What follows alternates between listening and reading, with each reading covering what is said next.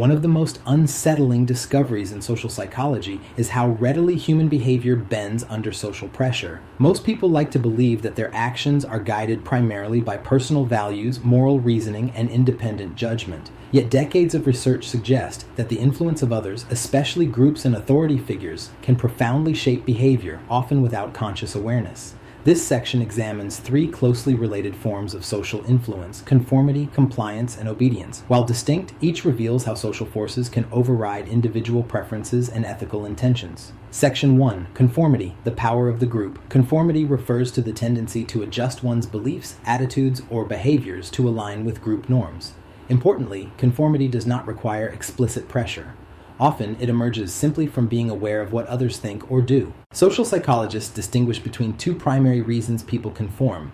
Normative social influence occurs when individuals conform to be liked, accepted, or to avoid social rejection. Humans are deeply motivated by belonging, and the fear of standing out can be powerful.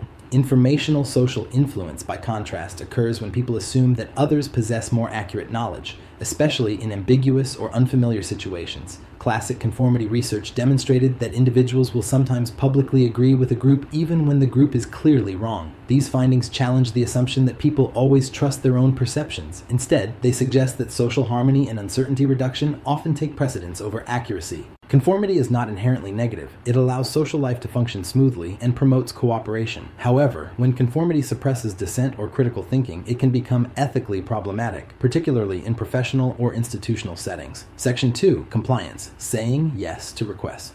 Compliance involves responding favorably to a direct request from another person. Unlike conformity, compliance does not require group pressure or authority, only a request that the individual feels motivated to accept. Social psychology has identified several techniques that reliably increase compliance. The foot-in-the-door technique begins with a small request that, once accepted, increases the likelihood of agreeing to a larger one. The door-in-the-face technique works in the opposite direction, starting with an unreasonable request that is rejected, followed by a more modest one that feels easier to accept by comparison. These techniques exploit basic psychological tendencies, such as the desire to appear consistent or fair. While often used in marketing or fundraising, they also raise ethical concerns. Individuals may comply not because they fully endorse a request, but because of subtle social pressures that limit reflective choice. In healthcare, education, and organizational environments, awareness of compliance dynamics is essential. Requests made by those in perceived positions of expertise or trust can carry unintended, coercive weight. Section 3. Obedience. Following authority. Obedience refers to behavior that follows direct commands from an authority figure. Among all forms of social influence, obedience has perhaps the most disturbing implications. Research on obedience revealed that ordinary individuals are capable of performing actions that conflict with their moral beliefs when instructed by a legitimate authority. Participants often justified their behavior by deferring responsibility, telling themselves that they were just following orders. Several factors increase obedience: the perceived legitimacy of the authority, the gradual escalation of demands, physical or psychological distance from the consequences, and the presence of institutional backing. These factors help explain how harmful systems can operate without requiring inherently cruel individuals. Social psychology does not suggest that obedience is always wrong. Many social systems depend on it. However, it does show that unchecked authority combined with diminished personal accountability can produce morally dangerous outcomes. Ethical reflections.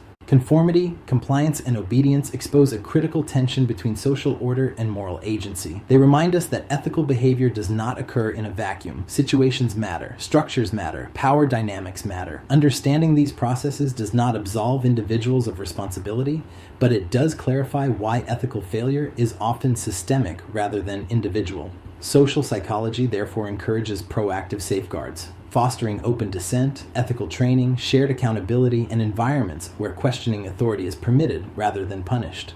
Closing reflection. The central lesson of this section is not that people are weak or immoral. It is that human behavior is deeply social, and moral courage often requires resisting powerful situational forces. By recognizing how conformity, compliance, and obedience operate, we gain the capacity to act more intentionally, to pause, reflect, and choose responsibility even when social pressure pushes us otherwise.